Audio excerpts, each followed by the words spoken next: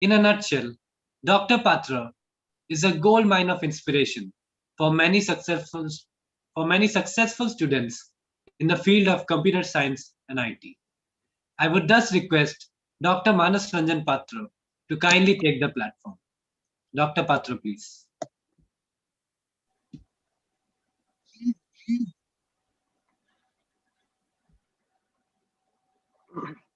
Thank you so much for this wonderful introduction. First of all, can somebody confirm that I'm audible? Yes, Yeah. it is audible. Yes. So because these days it's a universal question to ask in the beginning of any webinar, that whether I'm audible. Yes. Okay. So I'm very much thankful to the Diocese of Cuttack and especially the Religious Education Committee for conceptualizing this kind of a program for the benefit of the students as well as the pastors and other maybe parents and teachers, those who are those who are attending this particular webinar. I'm also very much excited that I'm just speaking to my family members and people in that diocese and office bearers and other people with whom I am so much attached in all these years. And especially when I look at the students, I really feel excited that anything that we have learned over the years is always it's our responsibility to pass on to the students so that they are also benefited and they also make good careers, because you want the students to come up in life and make build nice careers in their life. So that's how I'm also very much excited with this particular program. The other day when Reverend Paritos, he contacted me for this program, and then he said, well, this is what we are planning to do. And then we had a little bit of interactions because I never knew whom I'm going to speak. And because I was told that it's a mixed audience. There will be pastors, there will be students, there will be teachers. So it was a little difficult for me to decide on a particular topic. However, with some interaction, we could settle down on this particular topic on 21st century skill set for professional success and careers in IT industry. I'm sure that this topic is quite relevant in today's context. And I think in another 1 hour, we'll spend a little bit of time on this particular topic. Now, if you have some questions, probably you can ask me. I don't know what is the format. Maybe I'll speak for 45 minutes or 1 hour. And then if you have some questions, you can post your questions in the chat box, which probably I'll be able to respond whenever I look at, or maybe at the end of my talk. Now, with this, I think I'd like to go with the PPTs that I have prepared for the last 3-4 days, especially for this particular program, so that it is of benefit, because there is some takeaway points, because there will be some takeaway points at the end of this webinar. I believe that when you attend a particular program, always you learn something. And even at this age, after teaching for about 32 years, whenever I listen, even from a child, I think there is something to learn. And that helps me to build my career. And that has been my career journey all these years. And I'm sure you're also looking forward to some very specific things, something that you can always take away from this particular webinar and then pursue at a later stage of your life. So let me start with my first PPT. If I'm allowed to share my PPT, let me try. I think it is there.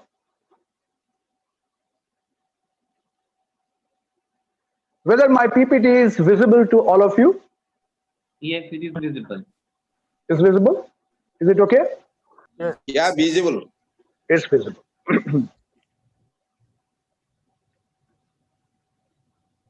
Okay.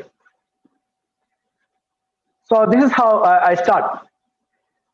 So the topic for today's webinar is 21st century skill set for professional success and career opportunities in IT industry. So that's the topic that I'm going to dwell on for 45 minutes or so.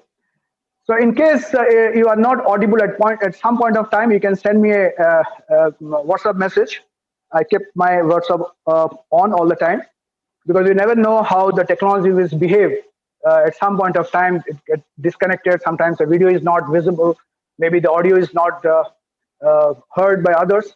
So in case you have some problem, so please do that, because I'm not able to see all of you, because I minimize the screen so that the entire screen is visible to you. So in case you have problem, maybe you can make me a phone call or just send me a message to my WhatsApp. So I'm just kept my WhatsApp open, so I will be able to correct myself. If I don't receive anything from you, I assume that everything is going fine, and then I move on to my next slide. All right. So the 21st century skill set is a very tricky word, isn't it? And that too, when I try to associate skill set with professional success, and then slowly I move on to the career opportunities IT industry. In fact, this is a tricky topic, which is designed for both those who are already settled in life and those who are still waiting for making a beginning. Let me start by the first question. Who is a smart person? I'm asking a question. Who is a smart person? What do you think? Who is a smart person? Because this word has become so popular these days because we have started using even this with our mobile phones. No? We talk about smartphones. We just don't call them as mobile phones or cell phones, but we call them smartphones because we expect the features which are built into this mobile, which will provide certain smart characteristics that you are looking at in these devices.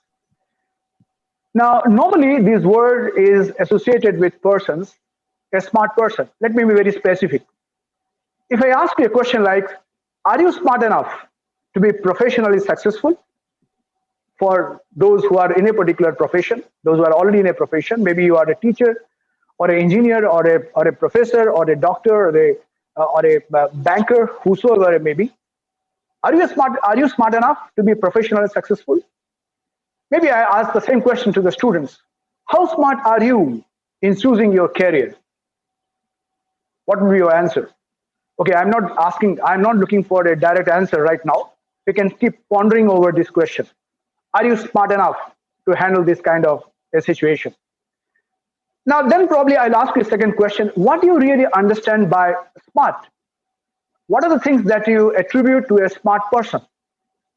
What does the word smart mean to you? You can probably answer me many questions. So had this talk would been delivered in a classroom, I would have really asked questions and love to listen to your responses. What do you mean by smart? However, if some of you would like to answer, probably you can do that. If some of the students are around, maybe some of you can just unmute yourself and just tell me what do you understand by this word smart? Who is a smart person? Can somebody respond? Would like to respond?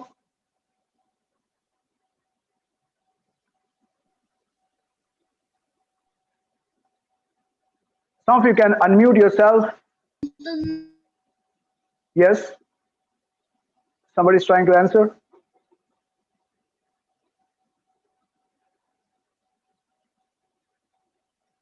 Anybody would like to respond? What do you mean by a smart? Who is a smart person? I think the mics are made mute for all, so that's how probably you are not able to answer. No problem, no problem. No problem. So we'll just go ahead. Now we can give many answers to that. You will say, okay, somebody who is intelligent, he's smart. Somebody would say that yes, one who is smartly dressed, he's smart. One is who is able to respond to your questions, he's very smart. Who is able to handle different situations in a very practical way, he is smart. And the list can really go on. And all of you will try to answer the questions in your own way, according to your own experiences, according to your sphere of work, and so on and so forth. But if you very closely observe all your answers, I think something will emerge out of this. I love this definition. I love this expansion of these alphabets used to consider this word smart. Smart probably would mean sense meaningfully and act in a responsive and timely manner. That is what I understand. Maybe you can take your time to understand whether this expansion is relevant to your way of understanding the meaning of the word smart. The first letter S, sense. Sense meaningfully and act in a responsive and timely manner. What do you sense? You sense things happening around you, in your environment, the people with whom you're interacting, the problems that you face day in and day out, the problem at your hand to solve. You sense that, the situation around you. You sense it meaningfully. It's not that you just look at that and forget about it, go in a very superfluous manner, but you internalize that, you try to understand what is the problem. You sense it meaningfully. It's not that you try to understand only, but then you try to act. You try to act in response to what you sense. Act in a responsive and timely manner. If you just act, it's not enough, but you have to be very responsive. You must understand that your action is going to make a lot of changes in your environment, the people with whom you are interacting, or the problem that you are trying to solve. And just providing a solution is not enough. You need to provide the solution in a very timely manner, in time. Because people today, they don't talk in time, but they just talk on time. Because you have to do that on time. Otherwise, it doesn't have any meaning. Probably I understand the word smart in this sense. Sense meaningfully and act in a responsive and timely manner. Now, why I'm saying all these things?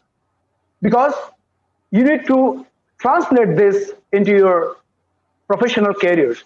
You need to translate that your career opportunities or the career that you are planning to pick up. Because when I look at today, there are varieties of jobs which are around you, and you really find it very difficult to pick any one of those. There are traditional jobs. I think we are aware of these traditional jobs. We are aware of traditional jobs like doctors, engineers, or maybe a professor in a university or in a college, or an advocate, or a teacher, or a banker, and the list goes on. And these are some of the traditional jobs that you are very much familiar with. But I think things have moved beyond that, right? Those who can really make up to these kind of jobs, it's really wonderful. But these are not the only jobs today we think about, because there are many other jobs which you normally find, which you have begun to find in the market. There are new job markets. See, terms like digital marketing, business process outsourcing, BPO jobs. Terms like product evangelist. It's no more a spiritual evangelist or biblical evangelist, but technology evangelist, product evangelist, event manager, tour management, hospitality management, dietitian, and the list goes on. So these are the kind of new jobs which are never heard of, even at our time. But these jobs have come up in a very big way in the market today. And you need to prepare for these kind of jobs. Because the traditional jobs are reduced in number, and many times it's very difficult to get into those kind of jobs in a government or in a bank and so on, because there are a lot of competition.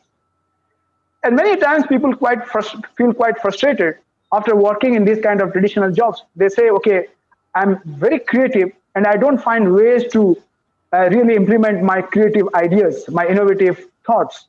And sometimes they feel as if they get stuck with the traditional jobs. They want to do something beyond. Now, that is how these are the new job markets which have come up in a very big way in the market. But then when you have variety of jobs around you, you need to take a decision. And how do you really go about taking a decision?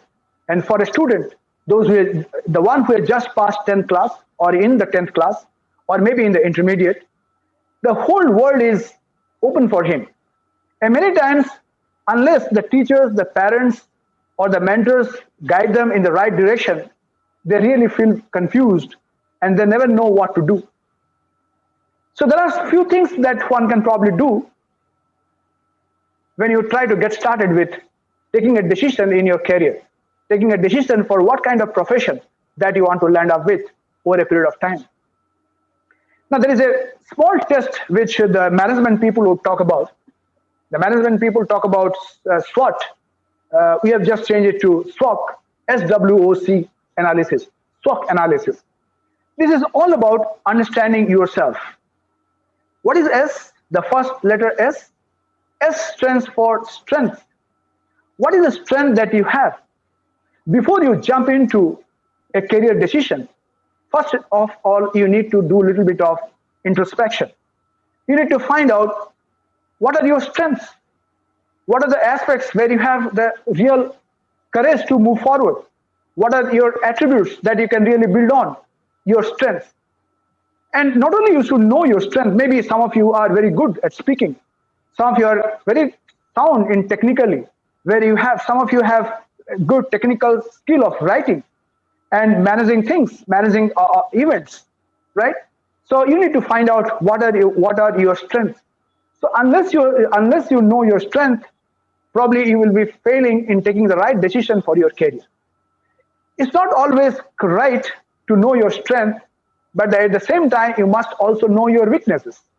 The second letter W, weaknesses. You not only know your strength, but you also should know your weaknesses. Things that you cannot do. If I have a weakness that I cannot speak properly, I should not land up in a teaching job. I should not go for a kind of profession where I need to speak always, right? So you need to make a choice. And suppose you don't like arguments, probably you don't get into a job of an advocate, for example, because you don't like arguments, right? You happen to accept anything people speak. So probably that's not the right kind of job that you should look for. So knowing strength as well as knowing weaknesses, both are important. Now, then the next letter O, the opportunities. When you know your strengths and the weaknesses, with this in your background, with this in the back of your mind, you must also know what are the opportunities which are available at this point of time in the market. Because unless you know the opportunities, you will not be able to prepare yourself. So knowing opportunities is another important thing. And the last letter is C, the challenges. Maybe you are very much excited, very much enthusiastic about doing something, but you need to know what are the challenges, what are the things that you need to know, what kind of competition that you have in the market, whether you can really compete with the market. Otherwise, it's of no use, right? Because you may have the strength, you may know what are the opportunities, but you are not ready to take up the challenge, then probably you can land up with a failure. So understanding yourself, understanding your strength, weaknesses, opportunities in the current market, and the challenges are very important factors before you go about taking a decision on your career. Then the next step is make up your mind. You make up your mind what you want to be, right? Because there are many opportunities. Many times students are in a state of indecision because they want to do several things at a time and they are not able to devote enough time for a particular thing. So maybe you have to narrow down. Maybe you may have many options, but at some stage you have to narrow down in a particular area. If I want to be a doctor, I need to focus on that, right?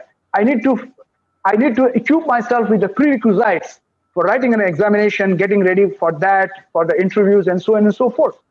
But the one who is trying for a banker job, the preparation is entirely different, right? So in that case, probably he has to know many things. He has to know how to solve arithmetic. He should develop his vocabulary and logical ability, and so on and so forth. The preparation to choose a particular career are entirely different from one career to another career. Therefore, one has to narrow down and has to make up your mind what you want to be. The next thing is, of course, know the current trend and opportunities. I think that already I've said. And many times, I think students, because at that young age, they are very much excited and they don't know how to really go about it. Because that's the time where you need to seek the guidance of experts. In that sense, probably the diocese has done a wonderful job in arranging these kind of activities. I'm sure they are also doing these kind of activities, inviting other professionals to tell about their professions so that students know about the opportunities available and how to prepare themselves to fit themselves into a particular type of profession. Taking guidance from the experts, those who are in that particular area, is also very important because they'll tell you the ins and outs of that particular profession. So the decision making is very, very important before you choose a particular career. Now, in this context, I think we use the word career counseling. We use the word career counseling because career counseling, as I understand, is the process of helping a person to choose a career by providing guidance, moral support, and exploring solutions for career related issues, sitting along with the student, right? You need to not only to provide guidance, but at the same time, you need to provide moral support. Because let's say they're trying for a particular examination, because I know many of our relatives, they have tried for medical examinations. They have failed twice, thrice. Maybe they succeeded in the fourth time. But during this phase, when they go through a series of failures, they feel frustrated. And then they tend to give up.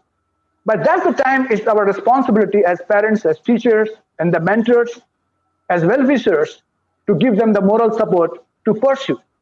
And at some point of time, you find that they are giving up, then probably you show them other alternatives which are close to what they were trying to do, what they were trying to achieve, and help them to land up at least somewhere instead of leaving it halfway.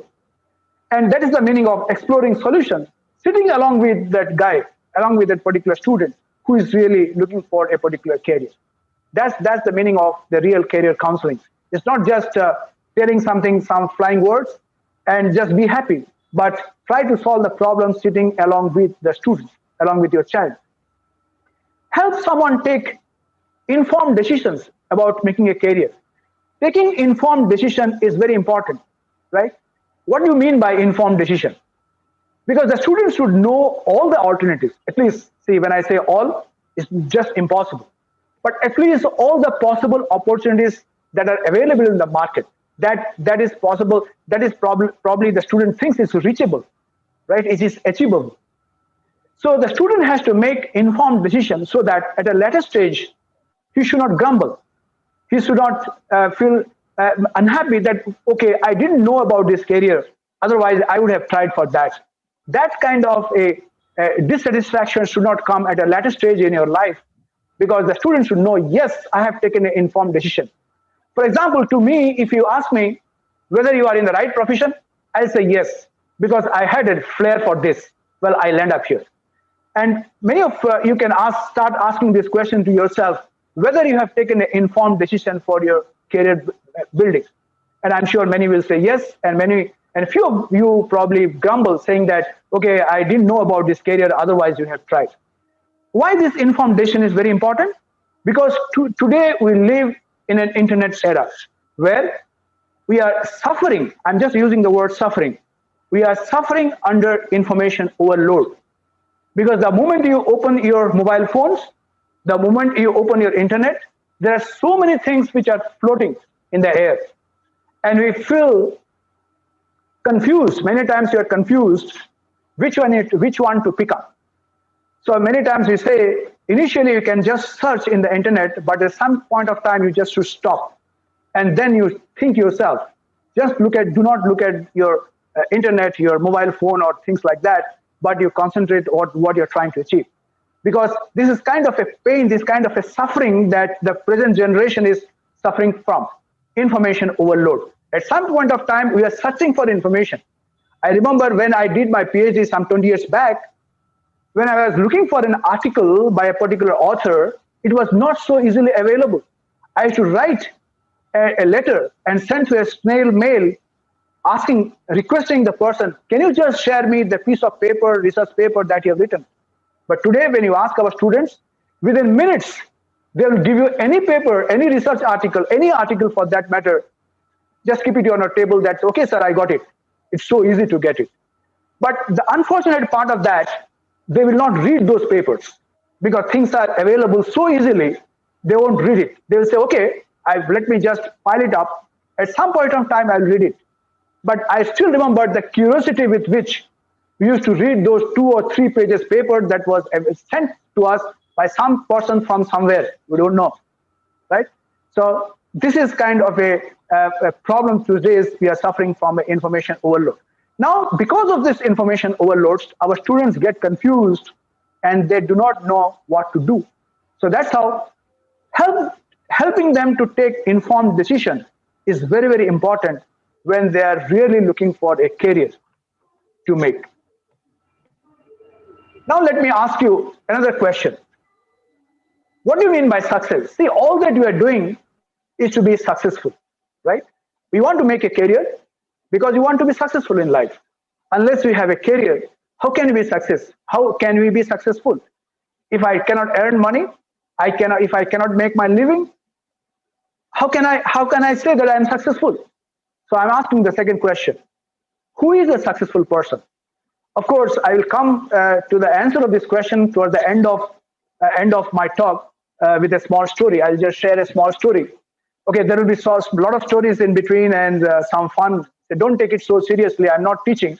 I'm just sharing some of my experience and helping the students around attending this particular webinar today. Just enjoy, right? It's nothing to take note of or whatever. So if I try to define success, because the moment you talk about career, we always associate success with career, because at the end of the day, we say successful career. The guy had a successful career. So what is success? Many times people think success is somewhere in the moon, somewhere in the air, which you cannot see, which you cannot feel.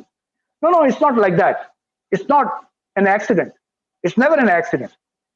It's neither a miracle. It's not a myth, right? Many times we think it's something untouchable, right? Unreachable. It's not an accident. It's not a miracle. It's not a myth.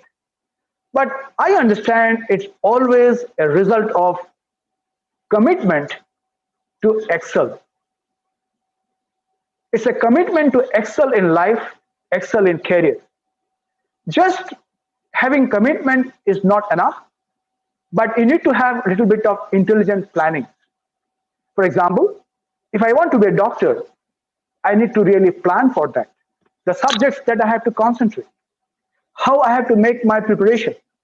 If somebody wants to become a civil servant, I think they have to start right from their school days, because they have to study the geography, the history, the various other subjects.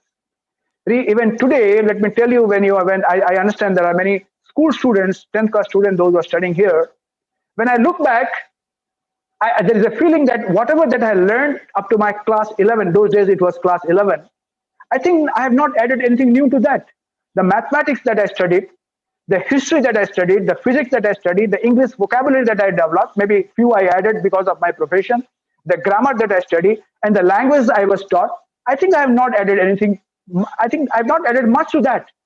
Therefore, the school education is very, very important. The things that you learn up to the class of 12, they are very, very important to shape your career. I just value that. I've interacted with many students, and that is what they say, right? If you distribute a questionnaire, you try to take a feedback, you will know that they have made their preparation right from their school days where they have to land up with, or somebody has helped them to achieve that. So intelligent planning is very important. If I want to be a civil servant, I think you have to start from today. The varieties of things that you have studied and the things that you have to prepare. And your focused effort, right? Today you try for something and tomorrow you try for something different and day after you try for something else. You will not end up anywhere. You will not land up anywhere. So you have to be very focused in whatever that you're trying to achieve. Your commitment to excel, intelligent planning, and focused effort. These are the three mantras, the three ingredients, the three parameters that will only lead to a real successful person.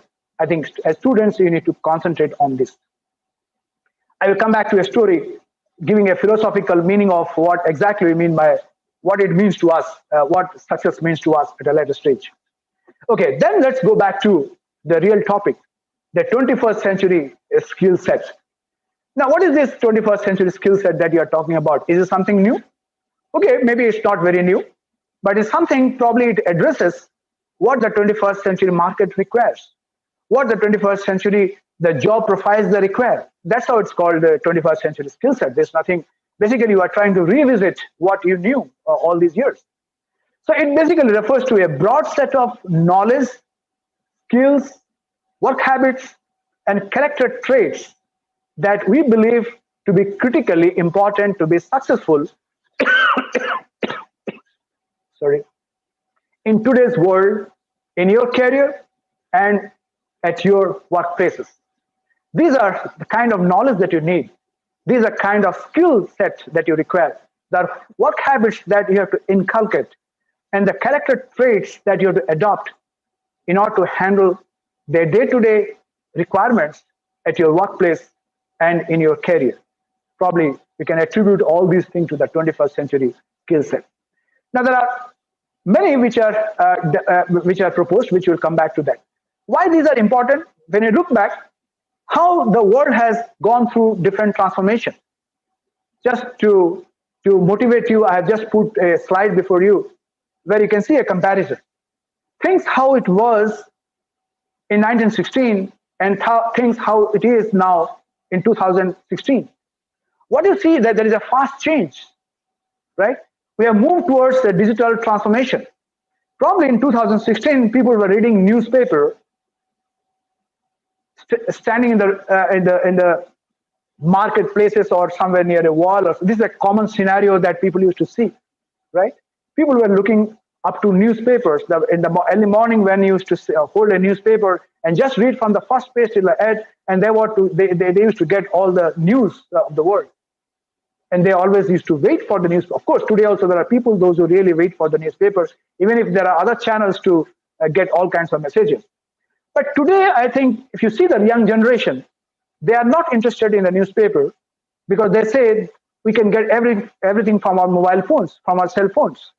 That's how you can see the same set of people after about 100 years, they depend on their mobile phones, pushing on the mobile phones, touching at different places to see the news items, right? That's the kind of transformation that you have gone through. Now, with this kind of transformation, even the requirements in the job market has also changed.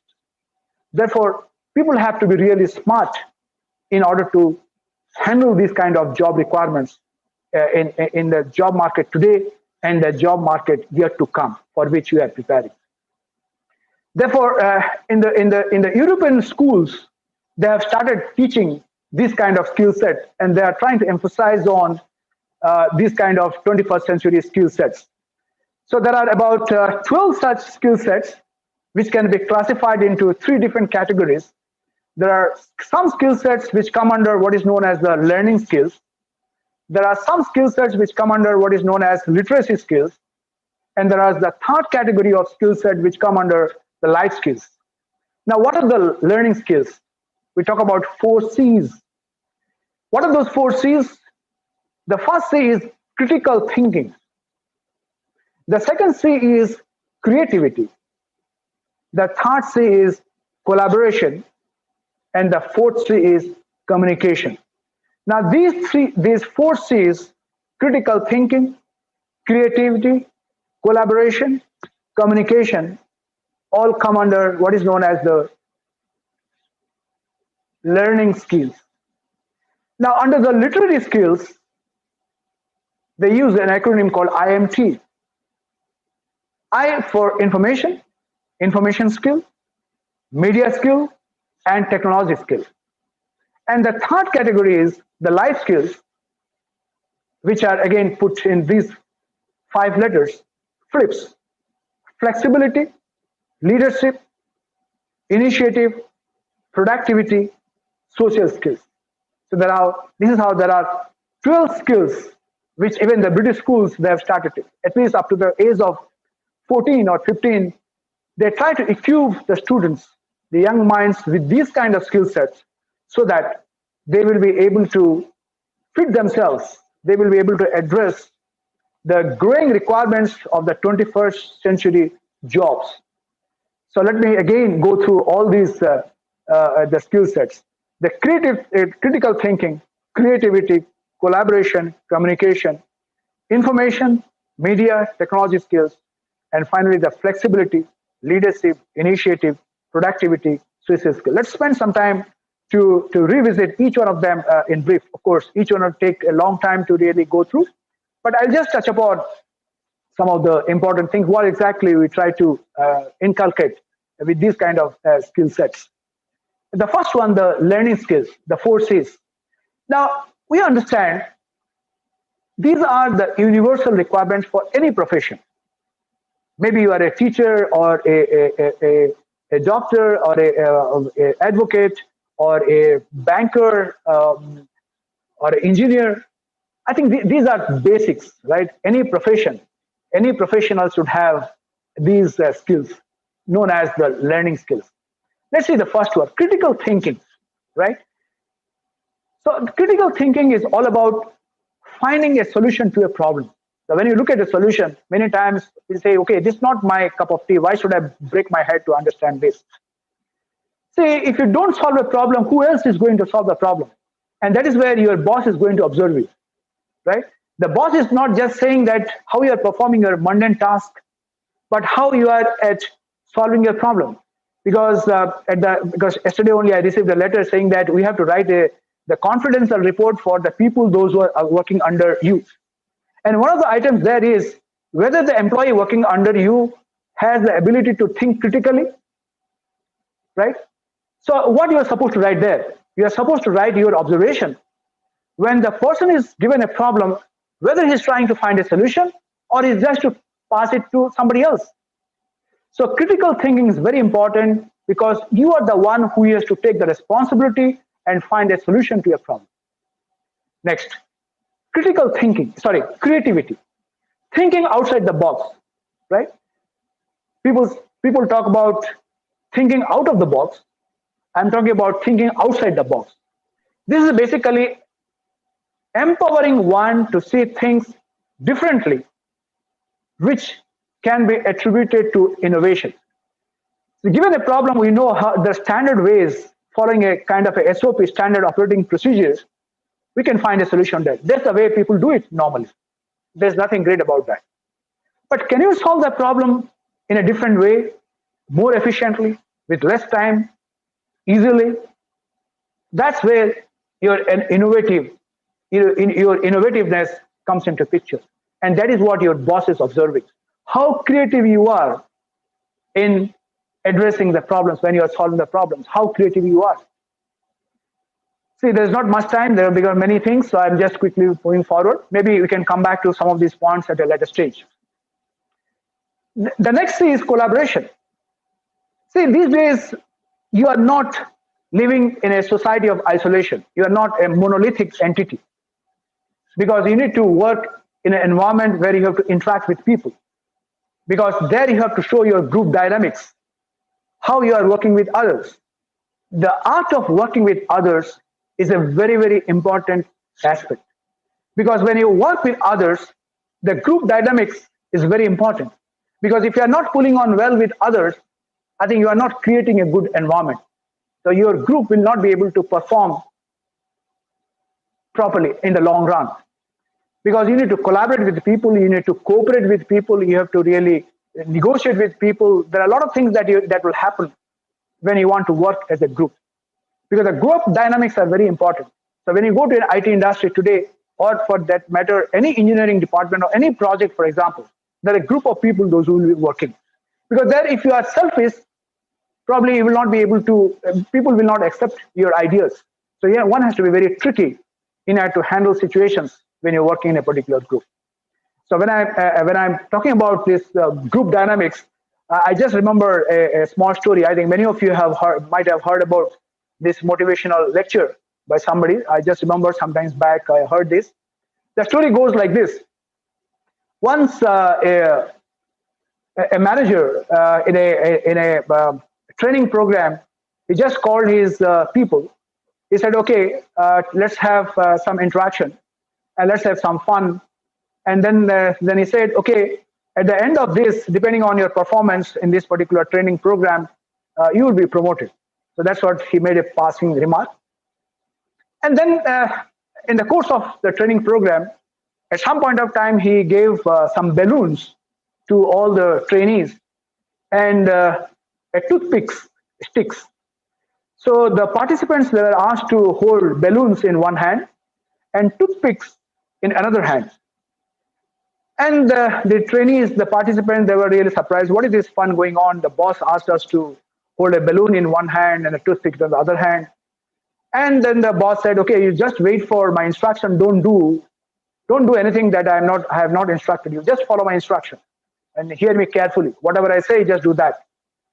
Then in a while, the boss said, the trainer said that, okay, now you have balloons in one hand and a toothpick in one hand and the other hand. Now I just leave it to you. The one who will have the balloon intact will be promoted to the next level. That's all he said, and kept quiet. He just said, the one who will have the balloon intact, he will be promoted. He or she will be promoted. That's all. Then as soon as the boss stopped saying this line, immediately these participants, these trainees, they started picking each other's balloons with a toothpick that they had with them. And there was complete chaos in that training hall because each one was running after the other, trying to prick the balloon which was held by another person.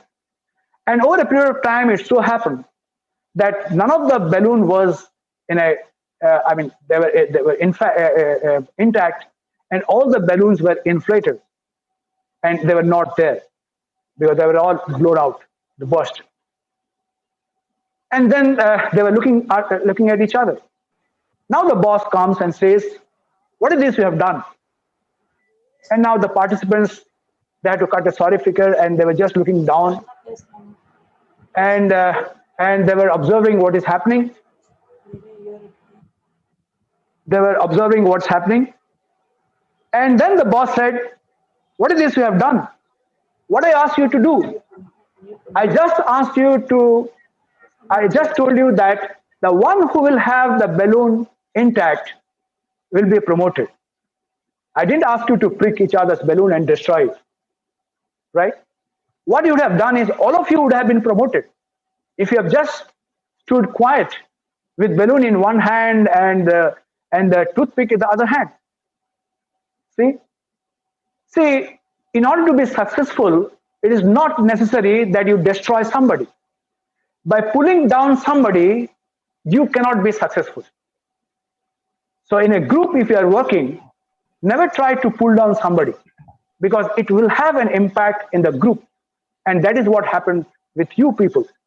And I'm not going to promote any of you for the coming 1 year because I can understand your group dynamics is not good enough. I think there is a big lesson from here to learn. So that is what you mean by collaboration. When you are working in a group, we have to grow as a group. If you pull down others, we will not able to come up as a group. And it is not for the good of any institution. Okay, I'll just move forward. Now, the next C is communication, talking to others. How effective you are in conveying your ideas, right? That's very important today. Today is the world of words, right? The effective you are in conveying your ideas, the successful you are, right? If you cannot convey your ideas properly, it's very difficult for people to understand what you're trying to do. So communication is the last C of your life skill, of your learning skill that you have to work on. Then you move to the literary skills, IMT. And these are about understanding the digital world that you live in today. Because today we are just not the citizens of a country, but we are citizens of a digital world. Because everything has become digital, right? Because I know that many of our relatives, those who never saw a mobile phone, even we also didn't show in the first part of our career, but they are so smart in using the mobile phones, right? Unless we know how to use the electronic gadgets, we cannot be really smart, right? That could be one of the attributes to call somebody a smart, though it's not the real one, but that's what probably we mean at the end of the day. So we are the members of a digital world, and one has to be digitally conversant using different types of digital tools and different types of digital media. Let me quickly go through what kind of literacy skills that you need to develop under this category. Information literacy. Information literacy is about your understanding, the way you can interpret the facts that are given to you, the figures that are presented to you, the graphs, the statistics, the data that are presented to be for you. See, especially when you are a boss, when you are dealing with a lot of data, you should be able to understand the meaning of a particular graph so that you can know the trend, right? You can understand the market trend. You can understand the performance of your people, those who are working under you. say just giving a descriptive idea about what is happening in your company is not enough, right? People, they insist on some facts, some figures, some graphs, right? So you need to know what are the possible ways we can represent our information. So that's what you mean by information literacy. The second one is about media literacy, understanding the methods and the outlets in which the information can be published, right? Probably you can publish through social media, through mobile phones, through internet, through websites, and many other media, right? We need to understand the media through which the information can be passed on. The third one, the technology literacy, understanding the use of different gadgets, just now I was talking about, because we are living in an information age, and we need to be smart enough to understand the use of this kind of digital gadgets, INT, the literacy skills. And the third one is about the personal traits. Of course, I'm not saying that you can really change some of the personal traits, because many times we are so rigid with the way we have been brought up, the things that we have inculcated over a period of time, at least for the elderly people, those who are grown up. But those who are young, still they are soft, and probably you can mold yourself to internalize these kind of characteristics, which will be of some help to you in the long run. Now, what are these things? These are life skills, right? Let me go through the skill sets. The flips, flexibility. What does it mean? Deviating from the plans as needed. Suppose you plan out something, but in between you find that it's not working out. There are two options available then. You just stop there saying that, okay, my plan didn't work out and I cannot really move forward. That's one way to escape, to find an exit route. Or there's another possibility, you can be a little flexible and you can try with plan B or plan with C, right? So you have explored all possibilities and we are flexible to pick up anything. Now, this is very important for the students today. So let me focus a little bit on this aspect. See, many students, for example, many times we do not make a SWOT analysis. We never spend time to analyze our strengths, our weaknesses, the opportunities and the challenges, but we have an ambition to become something, right? I want to be a pilot, for example, because many times when you ask the young student, they say, what do you want to be? Oh, I want to be a fighter pilot, right? A pilot for a fighter plane, because it's very exciting. But then, do you have that attitude? Do you have that preparation to do that? Are you ready to spend that much of money to undergo the kind of training that is required for that? And when a student doesn't get what he is trying to achieve, in between they get frustrated. And there are thousands of such cases. Good students becoming frustrated, living life as it is, and picking up some odd job at some stage. And when you meet them after 20 years, after 15 years, sometimes we're very surprised, we feel very surprised. Okay, this student was doing so good. What happened to him? And when you ask them, they will tell you the background story. And sometimes very frustrating, very disgusting, and sometimes very depressing to hear this kind of story from the students. So you need to be very flexible in the sense that you must know the market, you must know the things available to you, and always you should have a plan A, plan B, and plan C, if possible, even plan D, and you should be able to find a path in this kind of a competitive world. The second one is L, the flips. The second one, L, leadership. Motivating a team to accomplish a goal, right? When you are working in a group, do you have the ability to leadership? I think I'm not going to speak more on that. I'm sure that you might have heard about different types of leadership training programs. What are the attributes that you need to look at in the leadership and all that. So leadership quality is very important. It's a skill. Anybody can lead. There are people, those who can follow a leader, but it's a skill. There are few can be a leader. Sometimes people say leaders are born, they cannot be made. Well, of course, that's again a philosophical question, but people say leaders are born, they cannot be made. Well, you can always find what is right, what is wrong, but that's what is said. The third one is initiative. Are you able to take initiative? Can you start a project of yourself? Can you strategize? Can you plan? Do certain things of your own? Or you depend always on others to gear you up, to help you to do something? Or you yourself can take some initiative? The fourth one, the productivity. So you need to produce something, right? At the end of the day, if you don't show your productivity, I think people will just throw you out. You need to maintain efficiency in an age of distraction, especially for the students. Today, there are a lot of distractions for the students, right? Because you have sports, you have music, you have mobile phones, different gadgets, different other distractions in your life. But I think this is the time when you have to be very much focused, right? Because these distractions will easily take you away, but you need to be very productive in what you're trying to achieve. Therefore, I always say, at least for the students, you need to be very judicious when you are using your electronic gadgets. So always whenever I give a seminar or give this kind of talk to the students, always I say, make judicious use of your mobile phones. Keep that in your mind. Make judicious use your mobile phones. It takes up a lot of your time. You can always give your arguments why you use your mobile phones, why you use your laptops. But as teachers, we understand what for you use that. These are all distractions, right? So you need to be very focused. You need to be very productive because the time that is given to you to shape your career is very limited. If you miss this time will never come back to you. So this is the time when you have to prepare yourself. And then throughout your life, you can really enjoy. You work hard now, enjoy throughout your life. But if you enjoy now, you will work hard till you go to the grave. And I'm sure that you don't choose the second path, but you take the first option.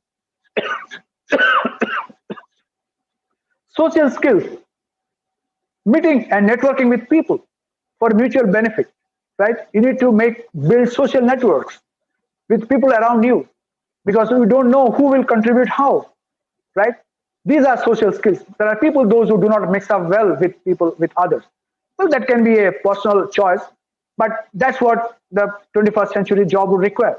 That you need to build social networks to interact with people and understand what the other person is doing and try to take tips from them. So these are some of the skills, the 21st century skills people talk about, and these skill sets are being emphasized in the European schools today. They teach them at different levels up to class 12, so that they said that yes, we are preparing ourselves, our students, to meet the requirements of the 21st century jobs and beyond. Now, why are these 21st century skill sets so important to us? They are important to students because we are living in a very fast moving competitive world. The kind of competition that we face today, probably it was not so 20 years back, 30 years back, but things are so competitive, as all of us have realized. They not only provide a framework for successful learning, these 21st century skill sets in our classrooms, but they can ensure the students they can thrive in a world where change is inevitable, right? The kind of skill set that you are trained with, they may not work as you proceed forward. The world is changing very fast and it is inevitable. And learning never stops, right? That's why people talk about lifelong learning. The day you think that I have learned enough, now this is a time when I will try to lecture others, probably that's the doomsday for you. You have to learn every day, every minute, if you want to be really successful in your life. Today, I learned something every day, and then I look back, whether I have learned something, whether I have added something to my knowledge base or not. That's the way, that's the thing that you have to do before you sleep every day, whether you have added anything to your knowledge base. Now, with this background, I just talked about some of the general things, some of the general skill set that you need to face the challenges in the 21st century job market. The second part of my talk was about discussing something on the career opportunities in the IT industry. Now, of course, those who are interested in other jobs, probably I will not be able to satisfy you because I will focus on only jobs that are somewhere related to IT. But if you read the first comment that I made in the first line of this particular slide, IT professionals are going to be behind the same technological lifeblood of any company. After reading this line, I think you yourself will convince yourself that any profession that you pick up, IT professionals are going to be the lifeblood, the technological lifeblood in any company. You cannot live without them.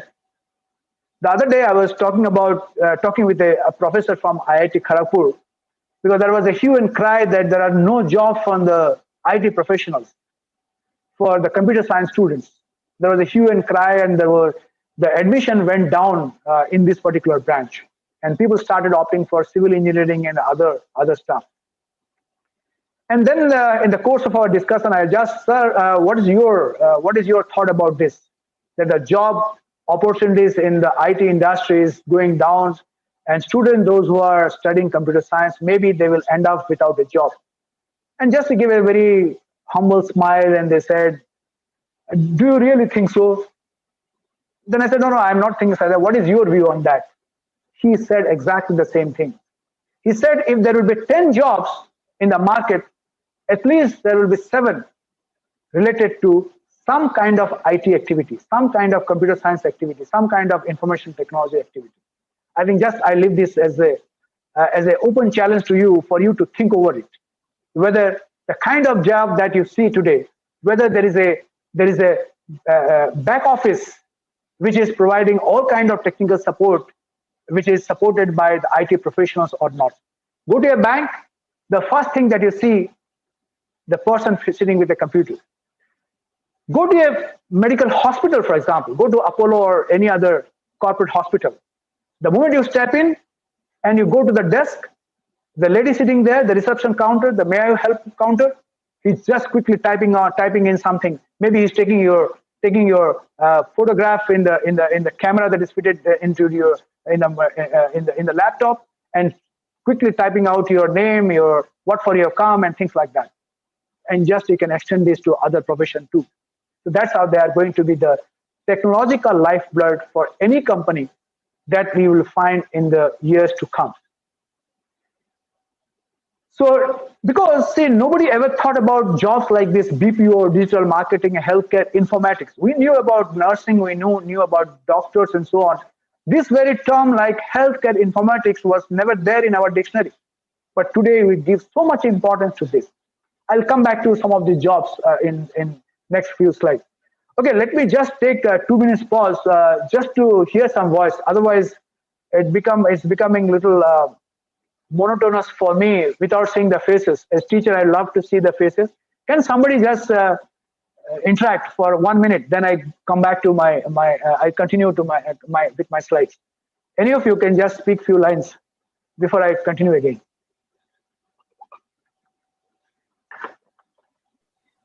So here a word for our participants, and we encourage our participants to give their comments, especially in the inbox. They can write their questions, and our resource person, sir, will be trying to answer that after his session is over. And you can be ready with your question also in an interactive session. You can ask him. So thank you. Okay, Reverend Nag, is it going okay? I mean, is it satisfying the requirement of the students? I don't know because I know I'm addressing a mixed audience. I'm really struggling to satisfy all the groups in the audience.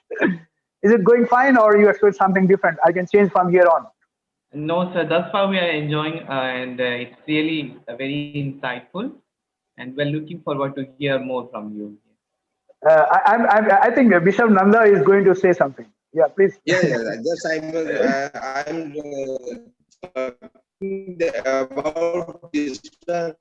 This is very helpful for our theological students also, because the theological students are learning stand before the people, stand before the. We cannot suffer. We cannot take care of our sheep.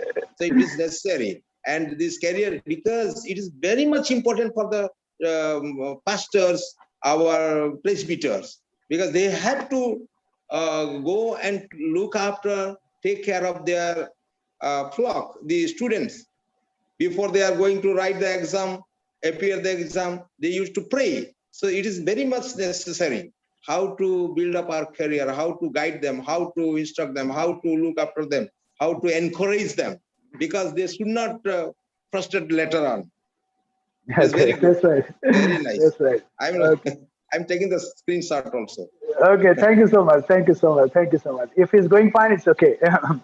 Now, because see, the thing is, I'm not able to see the audience, so I'm not able to see the reaction of the participants. So it's just going one way. So that's the only problem. It's okay. So if you're enjoying, it's fine. So I'm also enjoying. Yeah. So let's continue. So I can just go ahead up to another 15-20 minutes. Is that okay? Reverend Nath? Yes. Yes, sir. It Yes. is okay. Yeah. I'll go up to, let's say, 4:45, then probably I will stop. Huh? All right. So let's continue from here. So some of you want to take the computer profession or the IT profession as a serious career. And of course, there is no other alternative, but you have to go through a formal education. Now, I just now put up on my screen how really you do that. Say up to your 12th class, you do the common things. And normally, if you are going for a technological studies or engineering studies, you have to be a science student, right? You have to be a science student. Of course, I will also tell you for the non-science students, but having mathematics as one of the papers, they can also come into this computer profession in a different way. So I'll just tell that. Okay, for science students, you can join in the BTech courses in computer science, BTech computer science, or BTech IT, right? Computer science and engineering and IT. When you do that, so if you are a 12th class, you have passed 12th class with a good mark, with science as your background. Of course, mathematics has to be one of the papers. Then you write your All India Entrance Examination for Engineering Studies, or you write your OJE, Odisha Joint Entrance Examination, or the universities, they conduct their own entrance examinations. Some of the universities, private universities like KIT and other universities, you can come through that and pursue the 4 years BTech program. Similarly, if you are studying in a college, you don't want to go to engineering college, but you want to study in your normal college and do a course like Bachelor in Physics or Bachelor in Computer Science, Bachelor in Mathematics, and things like that. You can also do Bachelor's in Computer Science under the CBCS new program. I think for the last 3 years, our colleges, I'm sure that Stuart Science College also followed the CBCS system, career-based, choice-based system. Sorry, the credit-based choice systems, where the students have the choice to study computer science along with other subjects, physics with other subjects, and you can have an assortment of different subjects that you can study together. Now, the third one that you can pursue in the bachelor's level is BCA, Bachelor's in Computer Applications. I think we have a course in the Stuart Science College on BCA, maybe in Christ College also we have BCA. I'm not very sure, but there are many other colleges they offer that. At least in Ravenshaw College in Cuttack, we have that. In many colleges in Bhubaneswar, around the state. So BCA. Now, you can go into BCA, even if you are not a science student, you can still study BCA, provided you have mathematics as one of the papers in the +2 level. If somebody is not good at physics or chemistry, many of them, they are afraid of physics and chemistry. But if somebody has done a course, have a 100 marks paper in mathematics in the +2 level, they can also study Bachelor in Computer Application. That's how you can come to the computer field. Now, after this bachelor's degree in computer science, engineering, or IT, or in computer application, you can look for a job. Or if you can continue further, you can get into a master's program. If you are BTech, you can go for a master's program, MTech in computer science, MTech in IT. If you are a bachelor in computer science, you can go for master in computer science in IT. Or if you are a bachelor in computer application, you can go for master in computer applications. Now, until the last year, the MCA program was a 3 years program. I think as many of you know, from this year onwards, the AICT, the All India, the Technical Education, and even the University Grant Commission, they have made the MCA program is a 2 years program. You don't have to study 3 years. If you have already done your bachelor's degree in computer science or computer application, you can join in a master's program, which is now from this year onwards is a 2 years program. So at least you save 1 year to get your master's degree, because until last year it was a 3 years program. That's how you can make your career choice. Either you look for a job immediately after your graduation, or you can always look for a master's program. Now, let me just tell you, give a hint. Probably you have already done a master's program now, maybe in mathematics, maybe you have done a master's program in mathematics or a physics. and you are not very successful, and you now love computer science, and you want to change your career, you can still do that, because you can now admit yourself into a master's program in MCA, for example, right? Probably you cannot do MSc computer science because you have not done a bachelor's in computer science. But if you have done a master's program in any other subject, you can come into the master's program in MCA. I have one of my students who has done his master's program 4 years back in mathematics, and today in this year he has joined in master's in computer application. And then I asked, "Why do you join? Why you are wasting another 2 years?" He said, "Sir, okay, I did my master's program in mathematics. I'm not happy with the kind of job that I was getting. But I thought this is a value addition to my career and don't mind wasting another 2 years. And then I just look for a very fashionable job," right? So that's how probably somebody can do that. If you have really passed through that age and still want to do that, probably you can really come back to this particular stream and then take up a challenge in the market. That's quite possible.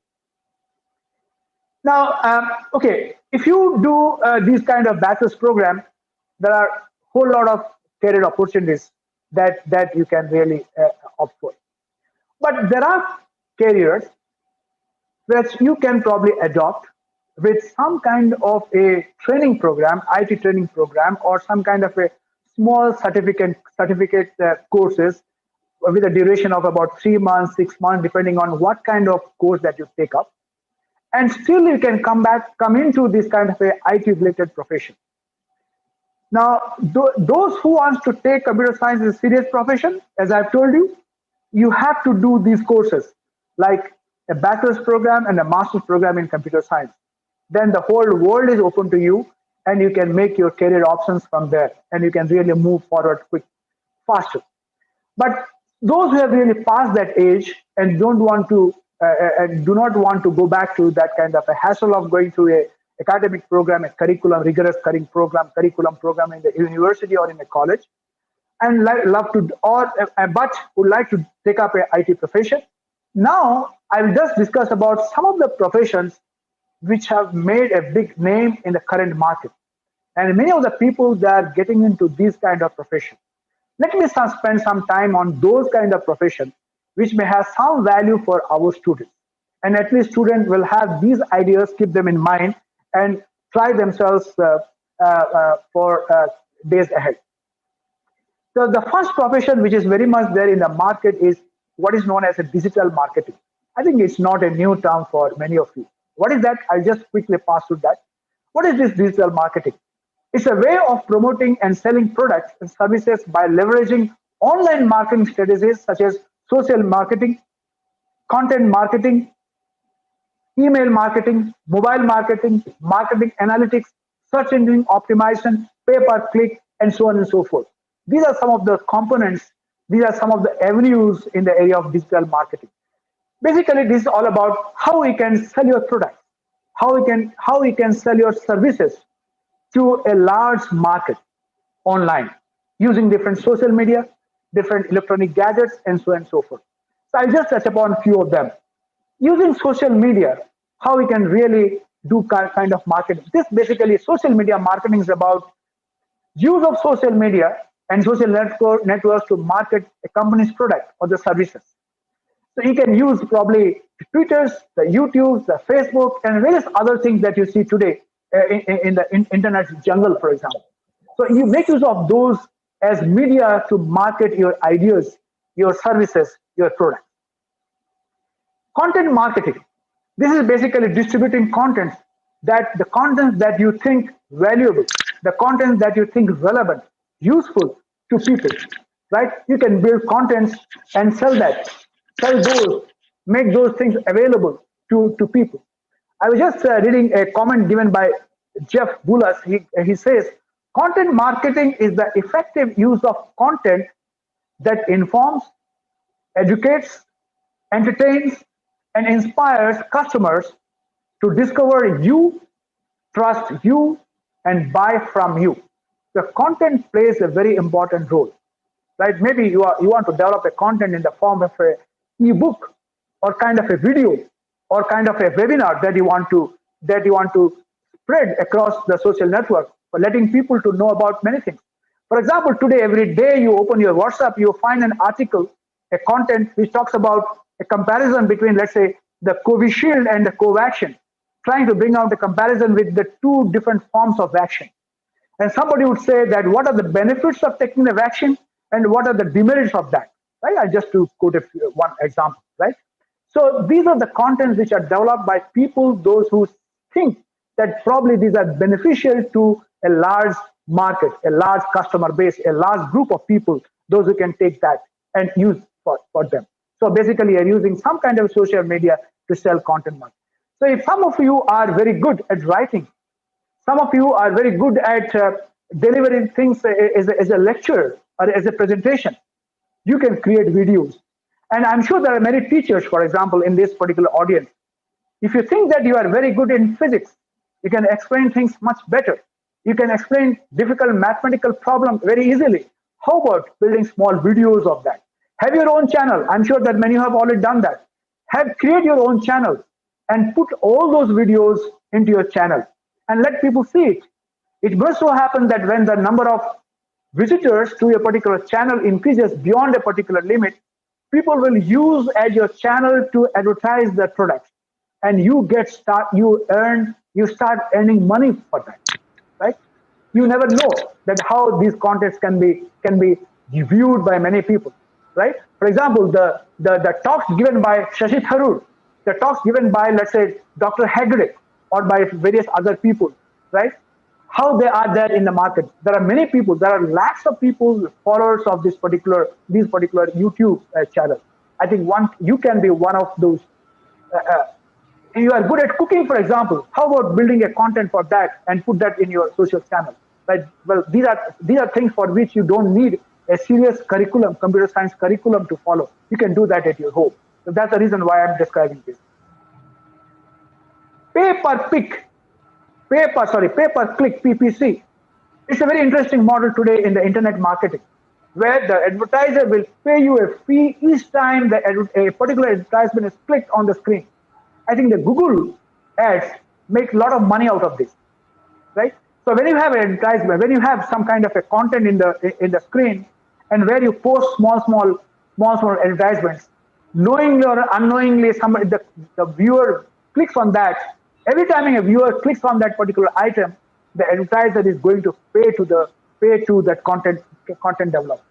So if your contents are very popular and there are many viewers, and the advertiser will look for such channels to advertise the products or services, whatever they want to advertise, and they are going to pay you if you have that kind of a very popular channel, right? And that's the reason why you find there are a lot of even sermons, the Christian sermons, which are put in the channels, right? And there are people visit that. And today, I think even in the sermons, you find the advertisements which are nowhere linked with the religion. There are channels which talks about tourism. Suddenly, you find in the advertisement which suddenly pops up in between in a particular sermon, because that particular channel is so famous. The advertiser is using that particular channel to advertise, and maybe the channel gets money out of that. So these are some of the new trends, and if we are really talented, you can make use of these media to make money out of it. Email marketing, right? Every time you open your email, you find a lot of advertisements popping up in your screen. The emails that I see on my screen when I open Gmail, and when you open your Gmail, you will not find the same advertisements that I see, because the software, a term called intelligent programming and all that, I'm not going into that. It has seen over my shoulder the things in which I'm interested. So when I open my Gmail, I'll see only advertisements pertaining to that. For example, I take interest in buying mobile phones. So I'll see all those kind of advertisements which are connected to mobile phones. If you take interest in, let's say, in tourism, you'll find advertisements which are related to tourism, right? So email marketing, using email as a media for selling products, selling customer services, is again becoming the order of the day. One can probably get into this kind of an IT profession. Mobile marketing, okay, that's the similar thing. So instead of using mobile, you can use a mobile device. Instead of using the email, probably you can use a mobile device. I think I don't have to explain this, that how we see varieties of advertisements on the mobile screen. There's somebody who is working on the background and trying to flash these kind of advertisements in our tablets, in our smartphones, in our electronic gadgets, portable electronic gadgets, mobile marketing. There is another thing which is coming up in a very big way, what is known as marketing analytics, which is all about measuring, managing, and analyzing the marketing performance. Why you want to do this kind of measurement? Because we want to enhance the return on investment. You want to optimize the ROI. You want to be very effective in our marketing. The money that is spent on advertisement, whether the company gets back that money or not. I need to measure it. I need to do some kind of a performance analysis. Even the companies do for that, for the employees. So analyzing the market is also very important because you need to know how the market is behaving, right? So there are a lot of IT activity that will go on in dealing with the data. I'll just come back to another profession which extensively deals with analyzing data. So that's another way of marketing. Search engine optimization. See, when you look at, when you open your Google search, many times you find there are some sites which will be on the top of your list, right? How they have come to the top? Because they do a little bit of strategy there. They do a little bit of planning. They do a little bit of trick there in order to optimize the search engine. It's basically a process of improving one's website in order to attract the visitors, in order to increase the visibility of your site, right? So basically, you are trying to enhance the traffic to your website so that your website becomes very, very popular. So there are people, those who are on job, and they will be really doing some kind of trick on the background so that your website comes up on the screen. The more it moves up in the stack, the more it moves up in the list, the more prominent your website is, right? If I want our diocese website to be seen in the first page of your Google screen, or let's say the Stuart School or the Stuart Scholars, somebody has to really work on the background so that automatically, depending on the number of visitors and many other factors, it can really come up on the screen, right? So that can be the destination for somebody's study, because you find the Stuart Science College at the top of the list. That's the kind of trick people do. This is basically about search engine optimization. There are many other IT jobs which are in the market. There are many. I just listed a few of them: software engineers, the data analyst, business analyst, multimedia development, IT infrastructure management, web designers, content developers, the BPO jobs, the digital marketing that I talked about, the social media marketing, the health informatics that I talked about. And another very interesting thing which has become very prominent these days, the computer crime detectives, the ethical hackers, a term called cyber army, which is coming up. Probably somebody can join that to take care of all kinds of internet misuse and hacking activities that's happening. So these are a list of jobs which are very much there in the market, and one can really choose any one of them. Of course, there is not much time, but again, I'll just concentrate on few very quickly, and then probably I'll come to a close slowly. Mobile application developer, for example. These days, students are very much excited about developing apps, developing mobile apps. If you open your Google Store, for example, the Play Store, you find there are many apps which are there. And somebody will ask you to, for example, the app for our vaccination. I just forgot the name. It's just not coming to my mind quickly. So the app for your different types of, for example, I want to order something in Zomato or Swiggy, or for the hotel booking using OYO app or things like that, or for some kind of doctor's online emergency services. There are n number of apps which are there in your Play Store which you download. But who has done that? Somebody has felt the importance of a particular service, and he has put them together in the form of the app, which is readily available in the mobile app, in the Play Store, and somebody can download it and you can use it. If you have that creative mind, you can think of an application area and you can develop an app and put that. It doesn't take much time. You have to do a small course, let's say a 3 months course on Android app development or iOS app development, and you're there. And you're a little creative, probably you can just go ahead developing very interesting, attractive apps. Web developer, I think this has become a fun today. Anybody and everybody can really develop a website and make it very attractive, so that you can improve the look and feel of your website, so that it's visually stimulating. People visit your website and get a lot of information. And again, if you are very creative, you can develop very creative websites. People will love to visit there and get information from them. Okay, there's not much time to really elaborate on that. Data scientists, I think that's a very important and it's growing field which will going to shape our future. Today's world is data driven. I think sometimes back we said pen is mightier than sword, but now I think we've started saying data is more powerful than money. The, the more data that you have, the more powerful you are. It's not only just true for the politicians. For example, if I remember some 10 years back, when Obama was contesting the American election, I'm sure that many of the elderly people know that he had his IT cell to help him, to guide him, what kind of speech that he's supposed to deliver in a particular place. I think the same strategy was adopted by our present Prime Minister, but through his IT cell, which advised him the kind of topic that he should choose when he should go to, when he addresses the people in a particular area.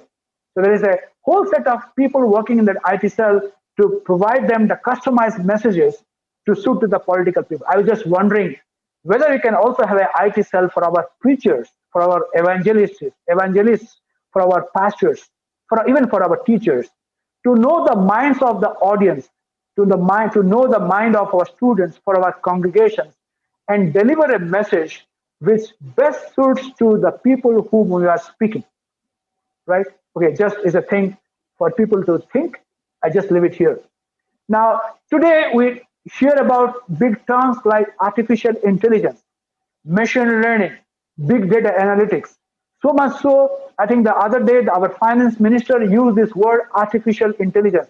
I'm not sure whether he really meant the meaning of this particular, whether he really understood the meaning of this word artificial intelligence, but he went on to say that they are going to artificial intelligence to track the tax evaders from next year. So basically, okay, again, I'm not going to the technicalities of artificial intelligence. That's one of my research areas. That's my specialization, but I'm not going to that. That's all about how smart you are in handling data, analyzing data, interpreting data, and understanding how one piece of data is related to another data, and take your decision, take your informed decision based on the data that is available to you. So I just move to the next chapter, next slide, by saying that we are living in a data-driven world, and how you make use of the data that is available to you is very important in our decision making and whatever that you do. Think about it carefully. You get a lot of insight from there. Now, the other one is business process outsourcing. I'm sure that many of your friends, your brothers, sisters might be working in a BPO. What do they do there, right? Basically, this is the idea is about subcontracting some of the business-related operations to a third party. So today, if you have bought a refrigerator, if you have bought a refrigerator you have just installed in your home, and the next morning you have a problem, you don't have to run to the shopkeeper from where you bought it. They will give a telephone number. They will give a toll-free number. Now, when you call to the toll-free number, there is a lady sitting there who will respond to you, who has not sold you the product. But he is an outsourced agency who is working on behalf of that particular company. Maybe it's a Kelvinator TV or LG refrigerator or whatever. So this kind of trend has become so widespread. Banks are using BPOs. Even the educational institutions in the West, they are using BPOs to provide information about those organizations, those products, those services, and so on. Right? If you are very smart enough to understand things quickly, and you are very articulative, you can express things very nicely, this is the right kind of job, and you can really make money out of that. You sit in front of a laptop with your headphone on, maybe the mobile phone besides a mobile phone near you, and in an AC room, and you're just spending your time talking to each other. Provided you have the flair for teaching, a flair for speaking, you will enjoy this particular job. I'm sure there are many students, those who love to speak, that's the right kind of job that probably you can pick up. There is another new kind of terminology which is people are using today, what is known as a technology or a product evangelist. I knew about evangelists in our spiritual arena, but people have used this word in another domain, product evangelist. I think it's the same idea. This is someone who promotes a product or a technology or a service normally without financial interest. But I'm not sure whether it really happens in the business world. But it's all about spreading the gospel, right? It's basically spreading the good news about a particular technology, particular service, and informing people. There are courses which will tell you the art of evangelism. I'm not talking about. I don't want to relate it to only spiritual evangelism in a general sense. There are courses which you can take up, which will tell you how you can really speak about different services, different about products. So probably somebody who has a flair for using a public platform to speak to people, to reach to a wider audience. Well, again, probably you can think about these kind of career opportunities. Event managers, right? So today, I think most of the things are given to the event managers. I think many of us know about that. It's not just managing a party, it's about managing conferences, managing convocations, right? You just pay and just tell what are your requirements. And on that particular day, on that particular date, everything is in place. And there are a lot of IT things that goes on in the background because you have to do a lot of processing, you have to do a lot of planning, and that is where they do this kind of IT job. Okay, you have other expertise required here also. And I'm sure that many of these TCS professionals in Bhubaneswar, they are into event management. And they did a lot of things during this lockdown. They were arranging events for birthday party and all that. When everything was closed outside, things were happening in closed doors because they were taking care of everything available, making sure that things are available on a particular day for a birthday party or so on. So this is also a very challenging job, event management. Healthcare informatics, right? So we know that yes, doctors, they take care of our health, but there are a lot of things that happens on the background before the doctor is about to operate, before the doctor is taking a decision on a particular type of prescription, particular type of treatment. She or she also depends a lot of data about the patient. That's all about the healthcare informatics.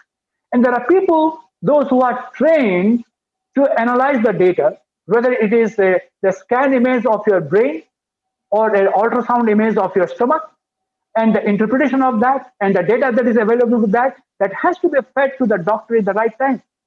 I think few years back, people in Hyderabad, people in Bangalore, that made a lot of money out of this. Because I know in US, they give you a health card, and that card encodes all your health data built onto your chip. Now, when the patient meets a doctor, and when the patient is talking to the doctor, the conversation is recorded. Now, at the end of the conversation, the doctor would like to listen to this video at a later stage, analyze that, and prescribe for a particular kind of treatment.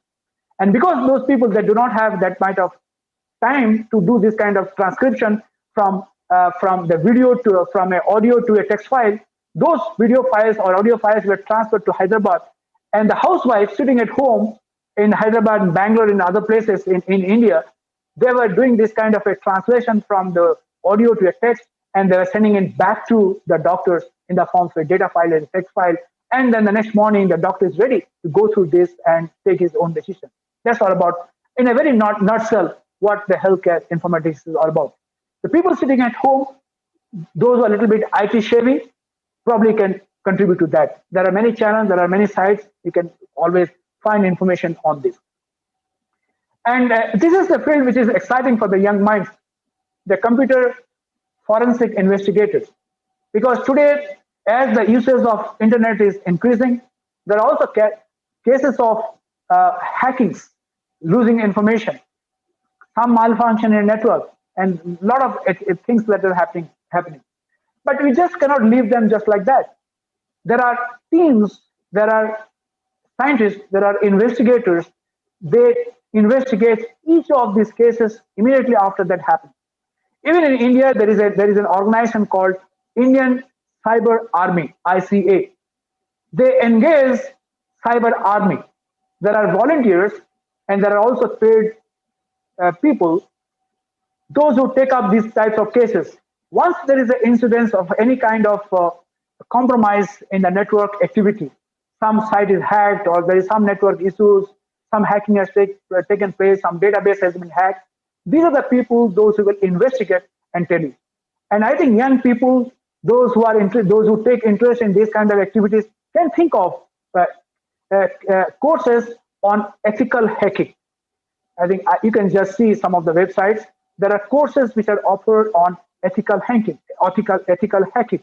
They'll tell you how one can really investigate after acquiring data from your computer, from other different sources, how to really navigate, how to trace where things have really gone bad. And really the list can really go on. And there are many such jobs. I have not touched upon all of those. I just talked about few, those who are very much there in the market, because the list is so wide, so exhaustive. But while preparing these slides, I just came across a few jobs which will be very pertinent in the coming years, at least in the next decade. I was also very much, I was also educated with these job titles. One thing I saw, one that is known as virtual store Sherpa. Now, this is the kind of IT profession, the IT jobs, the area, which will mainly focus on customer satisfaction through virtually advertising customers using the knowledge of the product line, right? They will show you showrooms, the shopping malls virtually. Shopping malls will not be existing in reality, but you'll have a virtual view, virtual tour of a shopping market, right? So you can just think about that, right? And you can have an idea about different products virtually sitting at your home. Then another thing that I came across is what is known as augmented reality. It's an enhanced version of the real world that is achieved through the use of digital visual, through sound and other multimedia stimuli. I think I was just going through the whole article, which was explaining things like this. See, these days, medical students, when they go when they take admission in the MBBS, the first thing they do is dissection, right? They have to do the dissection on a dead body. But these days, it looks like it's so difficult to get dead bodies because people don't leave the dead bodies for these kind of activities. It's very difficult to get the dead bodies for these purposes, unless there are some stray bodies and all. So keeping this in mind, people have developed the virtual artifacts where you can really wear some gloves and you have a feeling of dissecting a dead body, right? I just gave one example, the augmented reality. So some kind of a virtual world that will try to create, and you have the same feeling of this. And I know there are simulators which will give a feeling of holding a particular apparatus, or having a feeling of in moon, or going in a space shuttle, for example. Right before you really be on the space shuttle, they will give a feeling of being in a space shuttle, augmented reality. So these are the things that are going to happen in the future. In the future, personal data broker. I was just talking about the importance of data. Now, the more data that you have with you, you can probably make money out of that. I'm not sure how many of you get these kind of messages in your email ID. At the end of any counseling, for example, OJE counseling, or for any kind of admission, you'll start getting email saying that, okay, there are some seats vacant in a particular college. Many times you wonder how these colleges might got my number. They might have picked up your number from from different sources, and they know that you are into education because such informations are there in the Facebook. Again, there is a word of caution: don't leave all your personal information in the Facebook. Many times we feel very happy to share all our personal data, our photographs, and everything in the Facebook, and you feel happy about it.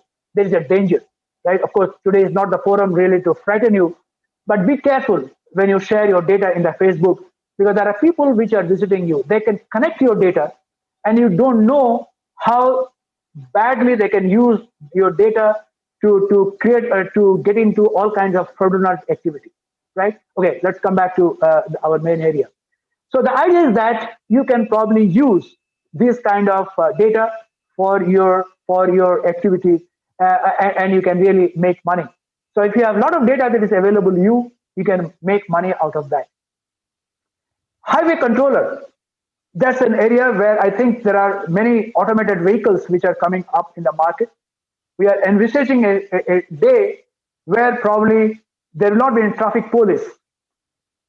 There will not be any drivers, and things will be managed automatically by whether you talk about artificial intelligence or any other high tech with sensors, with Internet of Things kind of a technology and other technologies which are very much there in the market.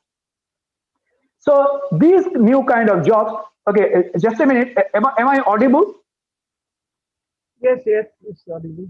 Now suddenly I saw the light has gone out in our lab. So I thought maybe the internet is also down. It's okay. The internet is on. So these are the new kind of jobs. I just threw these words before the students because they will have some kind of excitement to explore further what kind of skill set they need to fit themselves into these kind of jobs, because these are going to be the future trend. And you can probably, if you are excited about these jobs, you look for a skill set that is required for that. Okay. Well, the story can really go on. I can really go on. I've already crossed 5 o'clock. There's a time to wind up. So I just want to conclude by making these quick, smart remarks. There may not be shortcuts to success.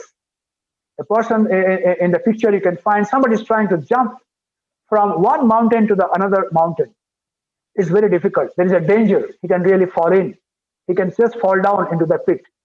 There may not be shortcuts to success, but surely there are smart cuts. You should know how to cross the mountain. Maybe you take a ladder or a rope, and systematically you try to slowly move and cross the mountain. So if you want to be successful, the message here is, if you want to be successful, never look for shortcuts. You be smart. You know what are the skill sets that you need. This is very important for the children, for the students attending this WhatsApp, because people this webinar, people will say many things, but be composed, be cool, and take a very informed decision to move forward in your career. Now I will just come back and conclude with a small story, because in the beginning I was talking about a successful person. What is the definition? What do you really mean by a successful person? Because all that I said is just for you to make it. Just to tell to be a successful person. Today you are a student. Tomorrow you want to be a successful person. Today I'm a professional. I want to be a successful profession wherever you are. Maybe you are a pastor or a preacher or a teacher or a banker or a student, whosoever maybe. We want to be successful. But again, the question is, who is a successful person?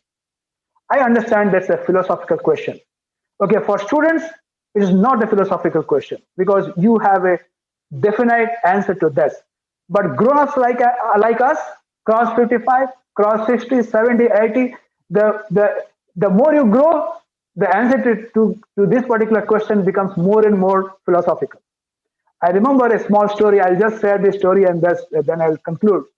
The story is about the alumni trying to meet the old teacher, right? I'm sure that many of you might have heard about this particular story. The story goes like this. Once a group of alumni, highly established in their careers, they wanted to meet their old teacher, the old university professor, and they just wanted to be there. And one evening they planned and they were there with the teacher. And they started discussing varieties of things. And soon the conversation turned into complaints. It's about complaints about stress in their work, stress in their life, stress in their family, and so on and so forth. Then, just to break the ice, the old teacher, though old, very smart, he said, okay, let me give them a lesson, because he was so disgusted with this kind of complaints coming up from the very successful students whom he taught 20 years back, 30 years back. He said, okay, if you keep discussing, I'll just go to my kitchen and bring some coffee for you. So the old teacher went into the kitchen, brought a large pot of coffee, and along with that, he brought an assortment of cups made of porcelain, made of the china clay, with glass, with crystals. Some of them looked very simple, some of very gorgeous, very exquisite, very attractive, and so on and so forth. And then he just kept all those cups there, and the pot with the hot coffee in one side. Then he said, okay, students, you can just help yourself. And it so happened the students slowly they picked up the cups and they put coffee into that and they started taking coffee. And after a pause, the teacher asked, did you notice one thing? Students were very curious what this teacher is going to tell us. Then he said, if you notice, all the nice looking cups are already picked up. All the nice looking expensive cups are already taken up, leaving behind only the few, the broken ones, the cheap ones, the plastic ones, and things like that. Then he said, okay, it's quite normal. Anybody given a chance, he should pick up a costly one, a good looking one. And you have done that, it's quite normal. But that's the source of your problems and the stress that you have been complaining for the last 1 hour. And then the professor went on to say, the cup itself does not add to the quality of coffee. Yet, very consciously, you went to pick up the best looking cup for you. And then he said, I have a lesson to tell you, you successful guys. I have a lesson to tell you through these small coffees, sharing a coffee cup experience. And he said, life is like coffee. The jobs, the money that you get, the position that you enjoy in the society are like cups. They are the containers. They are just like tools to hold and contain life that you live. And the type of cup we have does not define, nor it can change the quality of our life that you live. While you pursue the fine cups, be sure to keep focus on enjoying the coffee and not the cup. Because what is important is the content, not the container. And then the students were really spellbound and they started looking at each other. What is this we have done?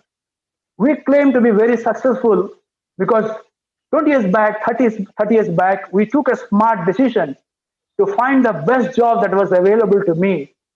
And we did all kind of strategy. We did all kind of maneuvering to come to this particular position.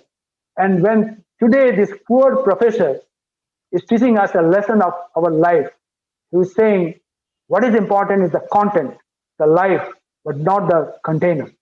I think there is a lesson for you to learn. I'm not asking you to take this story so seriously at this age. For the young people, you can always move ahead, find a good career. But in the back of your mind, you always keep this thing. Because after 20 years, after 30 years, after 40 years, when you retire, and when you try to answer this question, you shouldn't feel sorry, saying that, okay, I was concentrating on the content, on the container, but I never bothered about the content. That thing should not come to your mind. Now again, because again, I'm addressing a set of educationists and the students, let me ask the last question. What is education? Because education will only give us the mind to distinguish between the content and the container. It will only train us to do that. As somebody nicely said, education is to create healthy minds and not just making wealthy careers. Now, the education the students took, referring back to the coffee story, probably it helped them to create healthy careers where they made a lot of money. Probably it failed to create healthy minds, right? So the objective of education is to create healthy minds, but not just making wealthy careers. What are the attributes of a healthy mind? A healthy mind is one that is filled with enthusiasm to work, a mind that is filled with compassion, a mind that is compassionate. Let me ask you a very tricky question, very objectionable questions, of course, but let me have the way of asking this question. This is kind of a self-check. I'm not asking you, just ask yourself. If you're a student, ask yourself the first question, do I want to go to school if you are a student? And if you are a professional, ask yourself, do I want to go to my office? And second question is, do I have to go to school or do I have to go to my office? These two words, want and have, I understand, make a big difference, Yes. right? Yes. Is it for you, is it, do I want to go to my office or do I have to go to my office? If you think that if I have to go to my office, all that you have done is just a failure. And I'm sure you will not be able to answer many of the life questions that you face at a later stage of your life. Today, if you still feel, I want to go to my office, if I want to go to my school, you are in the right direction. Frankly speaking, during this lockdown time, I was mad, and I developed all kinds of anxiety, anxiety attack, because I was not able to come to my office. I was not able to talk to my students. And the day the university opened, I started coming to my office. All my anxiety went away. I'm just sharing this my own experience. I'm sure that many of you have this experience. So you have to keep saying every day, I want to go to my school to study, to learn. I want to go to my office to deliver something, to do my job. But you should never feel that today I have to go to my office. I have to go to my office because I'm paid for that. I have to learn. I have to take care of my attendance. Therefore, I have to school. Right? So this is for you. It's kind of a self-check. You have to really ask yourself. But again, the last remark made by a very famous Nobel laureate, Alexis Carrel, who said, every child is a genius, only to be converted into an idiot in a school. I just put a shoe mark, don't tell others. Let us keep it here in this particular slide. But he went on to say that. You can just, I'm not saying it, you can Google search that. You'll find that in a Google. Just type this, you will find that. Nobel laureate Alexis Carrel, he said, every child is a genius, only to be converted into an idiot in a school. See, I think this is not very strange. Of course, I'm not saying anything for it or against it, but we know instances for some of our big scientists like Newton and many others, those who were driven out of the schools, those who were dropouts of the schools, and later on they were very successful. And then I think there is a big question that comes back to us, what have we taught our students? Somebody who could not deliver things when you're in school and then become so successful at a stage. Okay, I don't want to get into this. Maybe at some other stage we can have a fun, some kind of an interactive session on this particular. It will be much more interesting. With these thought-provoking questions, let me just close this with a small remark for the students to carry. Do what is close to your heart. I have said many things. Many people will say many other things, but do what is close to your heart. Follow your passion so that you'll meet your requirements in your society, and you'll be able to ask your philosophical questions that will ilk your mind, will come up your mind in different stages of your life. Follow your passion. You can always follow your career, but follow what is close to your heart. Follow your passion. With this, I just close. I had to, at a later stage, I had to move a little faster, but I'm sorry I had to do that. Extremely sorry that I have crossed 25 minutes beyond the scheduled time. Sorry I didn't hamper anybody's schedule.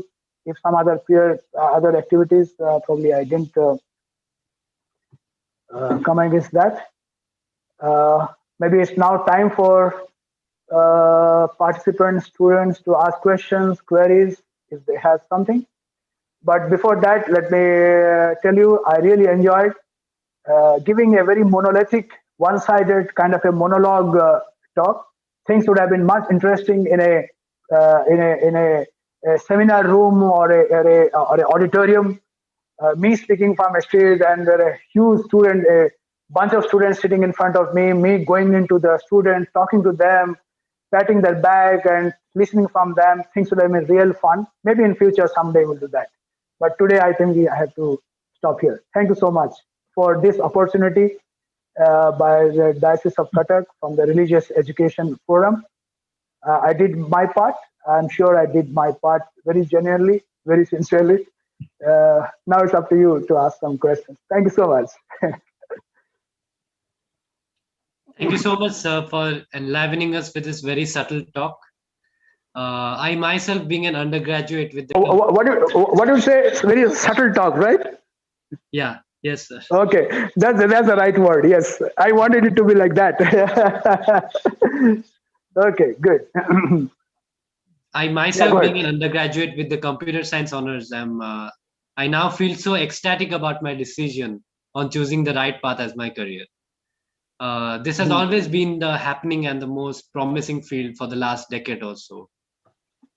You know, I've always believed that technology is that campfire around which we can all share our views.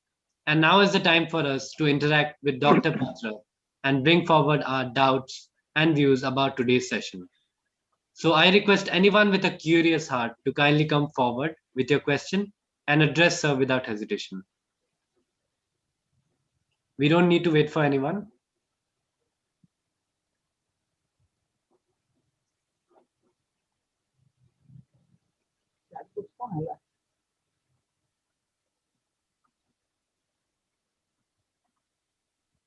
No question. The students present, anyone?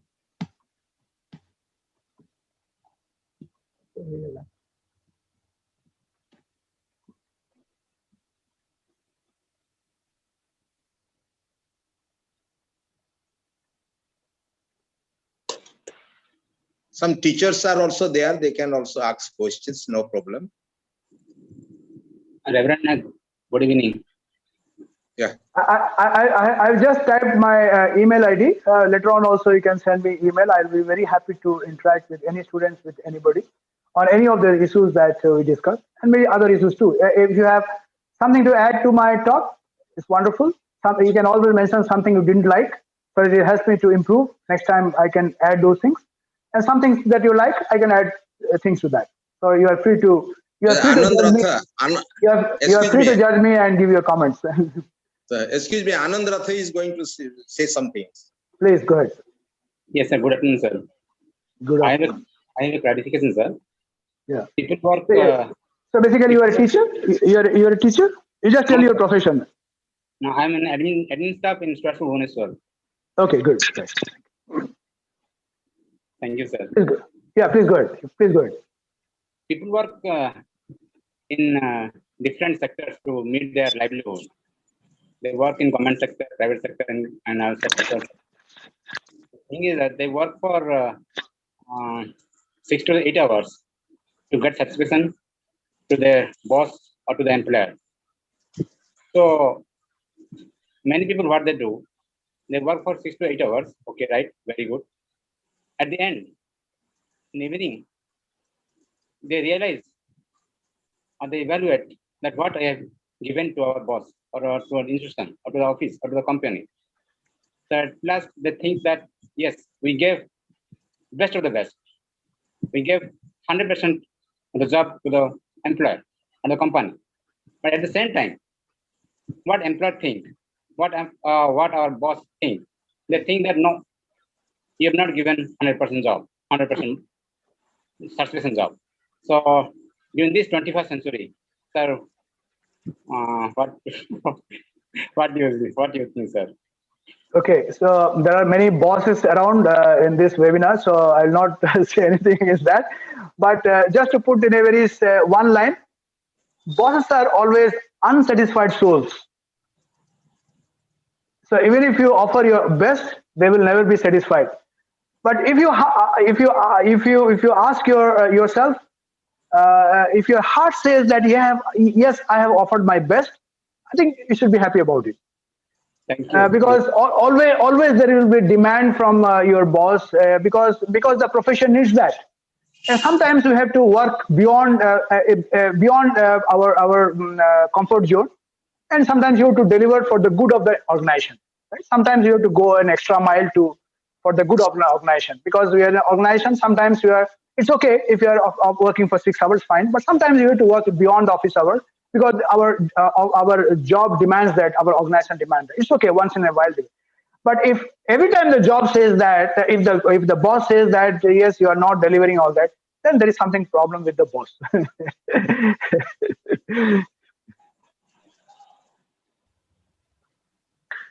Thank you, sir. Anyone else? Students, please, students. I love to listen to the students.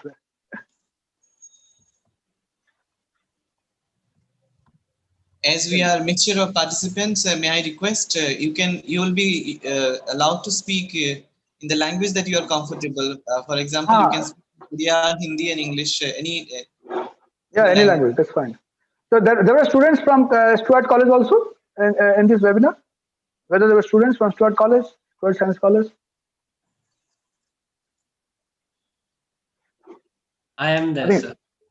Yeah, only one. I thought there will be many students from Stuart College. I think the whole content was planned for them only. I was thinking that majority of the students will be from Stuart College, really looking up to making a career, and that's the reason why I discussed many things.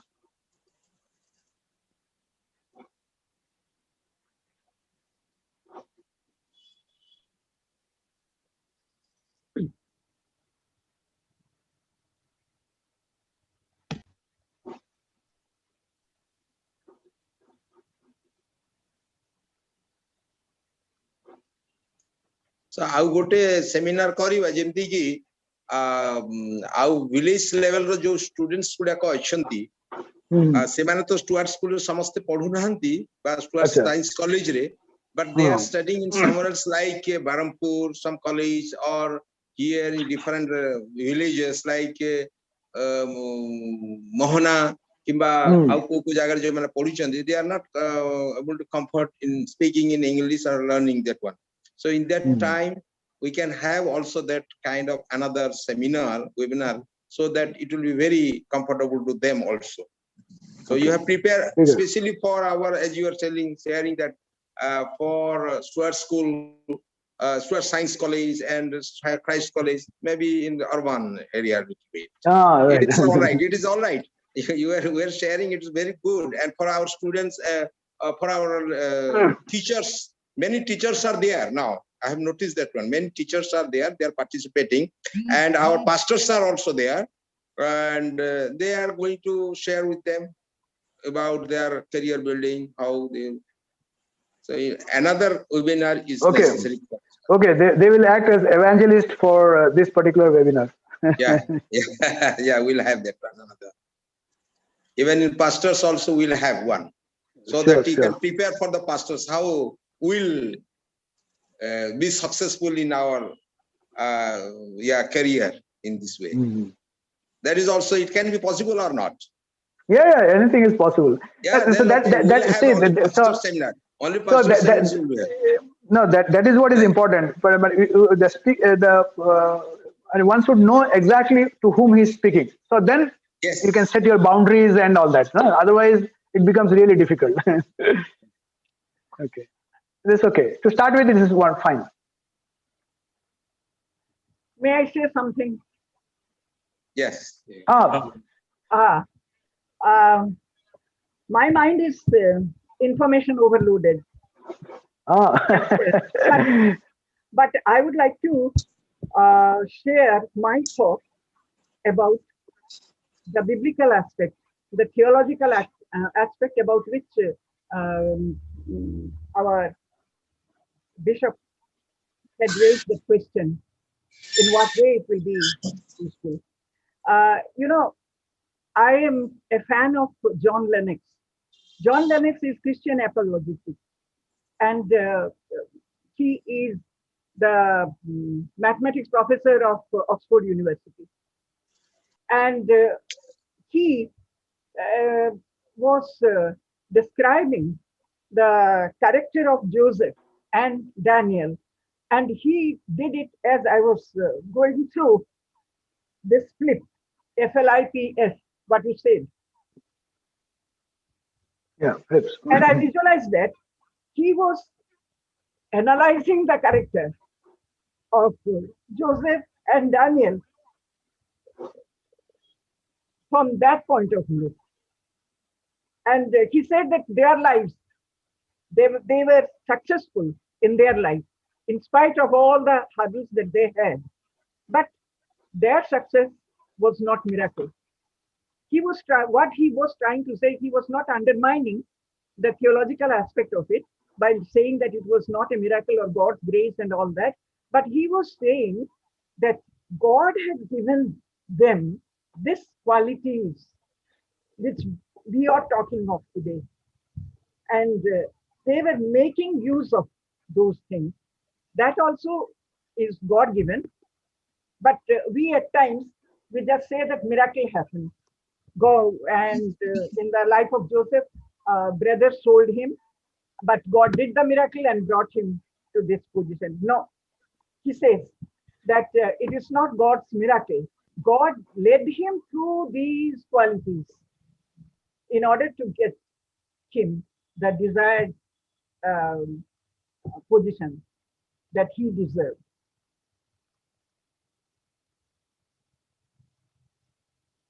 This is the theological aspect of it. Okay, thank you. That is tomorrow success fine. Miracle asibo. That God given gift that you are making use of in so many circumstances. जो फिर एक अच्छी sense and moving out and acting and becoming responsive. And that way only life will prosper.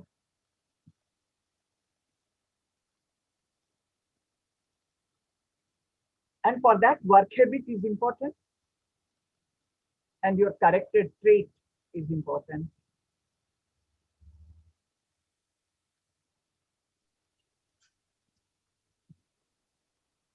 Thank you, ma'am, for this deep insight. Anyone else with any questions or insights or views or doubts?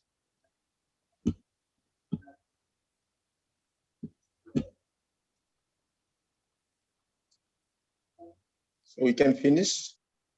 Okay. Close. So we can move on. As we draw towards the end of today's agenda, I request Reverend Saurabh Sampadnag to kindly pronounce the vote of thanks for the evening. Reverend Thank you so much, Arpan. Thank you so much. I take this time to thank God because it is He who has given this opportunity and the platform that we are able to hear about the career opportunity in the IT field and developing the skills of the students, those who are pursuing, those who want to pursue their career in the computer science and in that way. And also, I would like to thank our bishop for encouraging us through his presence. I would like to thank the leaders of the Religious Education Committee, those who have taken this initiative and they have arranged this program. And very specially, I would like to thank on behalf of our diocese and on behalf of all of us to our resource person of this evening, Professor Manas Ranjan Patra, for sparing his valuable time with us. And he has enlightened us with many thoughts which we were not aware, and he has made us to be a channel of information towards the student who want to pursue their career. And this evening will not be complete, and I will not be just if I don't thank today's host, Mr. Arpan Sahu, for leading this session in a very meaningful way. And last but not least, I would like to thank Mrs. Sarah Margaret for dealing with the technical arrangement. Thank you, one and all. Today's session will be incomplete without the closing prayer. I thus request Ms. J.R. Patra to kindly lead us with the closing prayer, which will be followed by the benediction to be offered by Reverend Ajay Patra, Vice President of the Diocese of Cuttack. Ms. J.R. Patra, please. Let us pray. Lord God Almighty, we thank you for giving us this opportunity, for using your young servant, Dr. Manas Ranjan Patra in this way and giving the opportunity to our youth and the instructors, the teachers who are interested in the IT profession.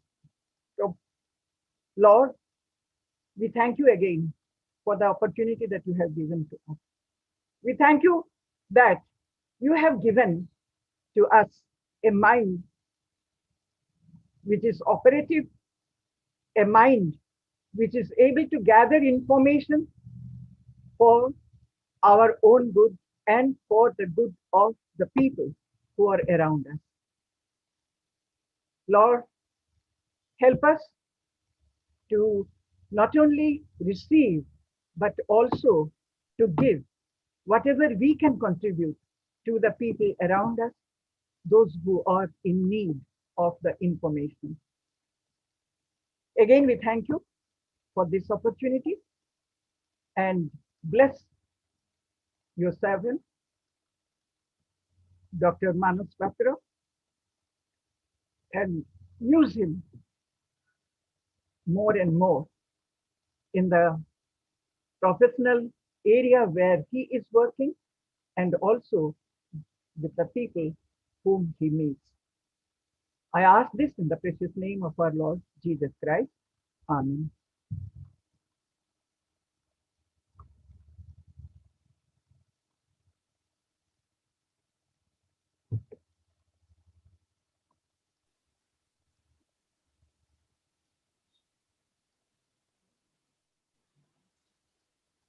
I request Bishop to pronounce benediction or Reverend. Ajay Patra is there. I think Ajay Patra is there. Ah. Reverend Patra. Reverend Patra, please unmute us. Now may the grace of Lord Jesus Christ, the love of God, and the sweet communion of Holy Spirit rest and abide with us all, especially with all the students who are in search of their respective careers, and more especially with Professor Manas Ranjan Patra and all his endeavors for all the students, now and forever. Thank you. So thank you so much for being so patient an audience. I believe today's session will be a very fruitful one, especially in the lives of young people who are looking for career options. As we disperse, I hope all of us continue to celebrate technology and keep this fire burning in our hearts so that we can aspire to make our country and our planet a better place to live in. With this note of conclusion, this is Arpan Prakash Sahu signing off. Thank you one and all. Thank you. God bless you. Very nice conclusion. Thank you. Okay, see you.